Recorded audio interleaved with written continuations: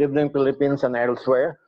And I thank the Lord for giving us the opportunity to be with us in this 45 years of our reunion. Let's tap each other's back as we celebrate this virtual reunion in Zoom. Talking about Dumaguete, don't you know that Look is the little Dubai of Dumaguete? Why? Because Look daplin sa bye-bye. Manang little Dubai. Well, I guess all of us have our senior citizens already. I'll be graduating this year, no? Kay junior high pa man ko, then this year, senior high na ko. So, more or less, I'll be in the senior status, no? For members of the Rotary Club, no? Kaning the four-way test, gani. Is it a truth? Is it beneficial to all concerned? Is it cute? Is it expensive, etc., and etc.? One time, this for these Rotarians in North America, I don't know whether you heard this. You heard this news. They were in a medical mission. These Rotarians were in a medical mission, 24 of them, all members of the Rotary. There were dentists, nurses, medical technologists, doctors. The 24 of them were on board a bus. And on the way, the driver fell asleep and they fell in a deep ravine. And all died, including the driver. So retrieval operations were being done. And the dead body were retrieved and dito sila gihaya ato limutang na to Cosmopolitan Funeral Parlor, all of them, the 24, no?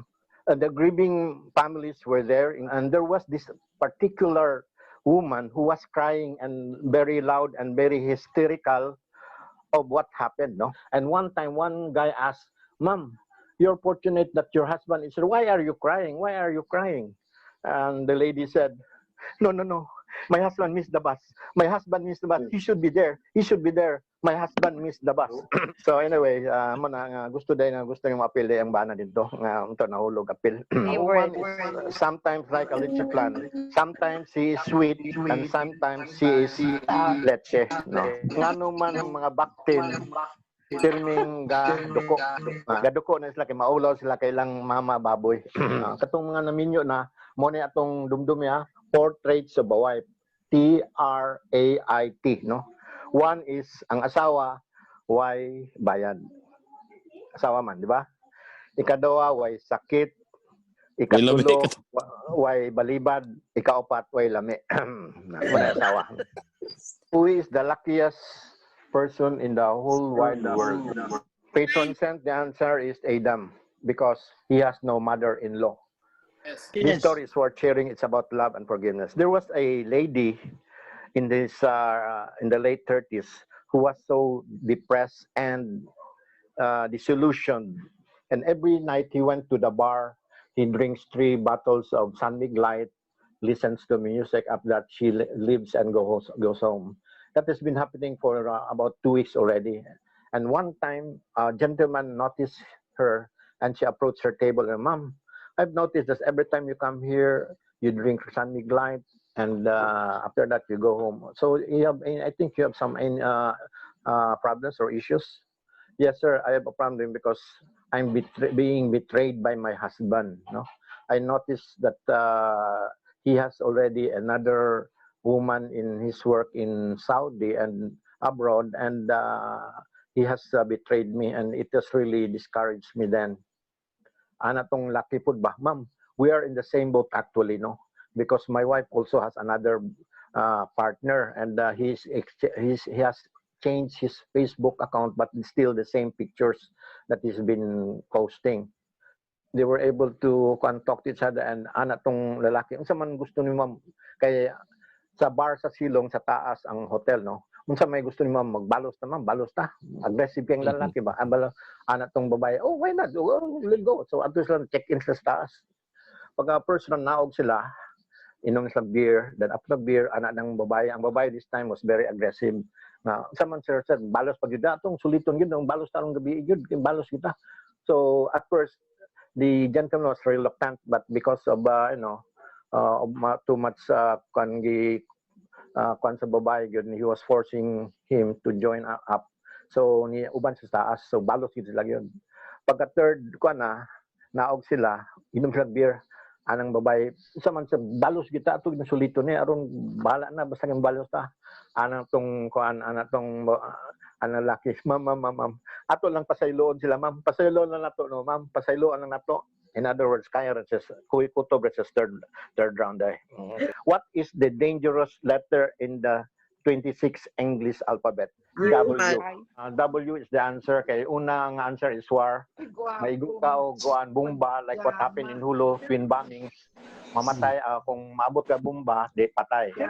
Ikaduha nga W is worry, no? Because if you get worried, you get depressed. And once you get depressed, you commit suicide, patay. Ang pinaka-dangerous letter yun nga kuan yun sa W is wife. So translate the sentence in Cebuano or Tagalog. I love you so much, baby. So let's make it clear. Wala nakatubag sa inyo. No, I love you so much, baby. Gihigugmat ikaw pero dagdag anak. Amo na tinod answer. There was a beautiful lady who was accused of prostitution. During the court hearing, the judge asked the lady, guilty or not guilty? The woman said, not guilty, Your Honor. The judge asked the prosecutor, and the prosecutor official said, Your Honor, she violated the laws of our land, so she's a prostitute. Again, the judge asked the woman, are you a prostitute? And the lady said, no, Your Honor, I'm a contractor. What? You're a contractor? Yes. Can you describe your job description being a contractor? And the lady said, yes, I'm a contractor, sir. I demolish temporary erection. This is a cute story. You know? Can you say it with me, all of you? Cute story. Cute story. Okay, tudura mo kabok. Again, for the second twice. Can you say it? Cute story. Cute story, Rodney. Okay. Cute story. Let me start with this cute story. Okay. There was this lady who wanted to commit suicide. She was already in the top of the railings in the bridge, ready to jump over the icy water below. Good, a policeman was around and noticed her.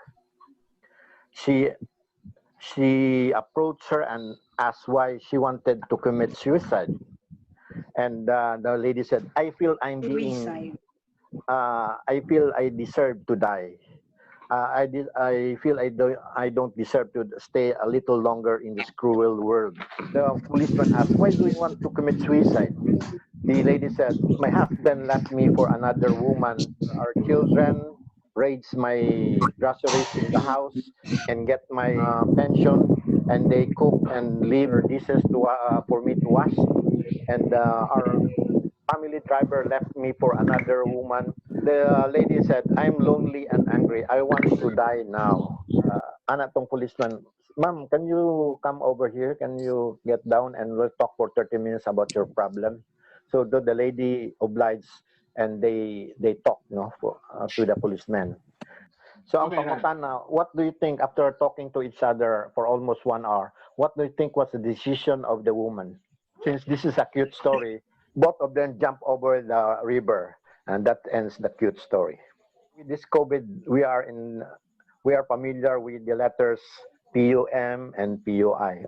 PUI is persons under investigation, and PUM is persons under monitoring. Other experts, ang ilang meaning anang UM is paghulat og mahatagan mo, og PUI pagpalit og imuha. Actually, there is among neighborhood 5 kabo confirmed PUM nga mga laki, mga husband. Sa among neighborhood, there is a Jensen. Nya mga ato sa hospital, ana tong doktor, kuan man negative man di mo man PUM. So meaning ang PUM nila is papa under sa mama. I hope the classmate na member sa PUM or member sa UHAW, that is Union of Husband Afraid of Wife. So, kung namoy apo gani, kung babae, ayun nganlin niyo og Jonah or Judith. Ayaw gini yung pagngalan ana. Ano man? Kay Jonah, Ma'am, ang imong appliance giutang due na, ma'am. Yang usa kang due date ay ugma na ang due date ninyo, ma'am. So we have 4 BSP. Unsa meaning BSP gani yet?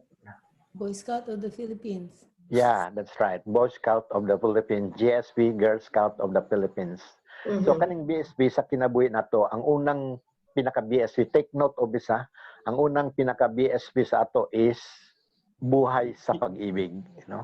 Ang lalaki naminyo, ang babae naminyo siya nila, and nagasinabot sila, and nanganak sila, and they have although kagidla ilang panginabuhi, but still they were able to, you know, to enjoy each other's loving arms, and nang minyo sila na sila anak ni ilang gipatiwa sa nakagraduate tanan ilang anak ng 5, and nangapo sila, and they live happily ever after. So muna unang marriage ko na sa BSP is buhay sa pag-ibig. Ikaduhang BSP is ang lalaki engineer, ang babae nurse, and they usa nang minyo sila, nanganak sila, mga prominent ilang mga anak po, architect, engineer na tanan. Anong the work of that ang laki while going to the workplace na disgrasya, banggaan, patay. So in other words, ang babae na byuda or ang asawa nagkasakit og cancer on health issues, so namatay, so ang lalaki na byudo, so byudo or byuda sa pag-ibig. So ikaduhang BSP na byudo or byuda sa pag-ibig. Ikatulong BSP is ang lalaki naminyo sila bungga kayong ilang kuan kasal nila, almost mga 10 million ang gasto nila. Then after 5 years of marriage together, they were ang nibalan man sa babae ang asawa nga yang bana nakasakit og kabitis. Kabitis bitaw. You know what is kabitis? Kabit. In a word, yes, correct. Naikabit, no. Nakitaan sa asawa, gipusil, patay. So in other words, ang ikatulong BSP is bigo sa pag-ibig, di ba? So remember nato, buhay sa pag-ibig, byudo or byuda sa pag-ibig, or bigo sa pag-ibig. Before ending, I just want to share this quote, no? When we begin our day with an attitude of gratefulness in our hearts, it leaves little room for complaints and much more room for God's grace to flourish. So good night and God bless us all. Okay, That's thank my you, program. Rod. Thank you. Thank you, Rod. Very nice. Okay, keep the change, keep the change. So, ipadaog ako ninyo, Bina. Kapadaog ka, Ricky Boy, padaog ako sa inyong krapul.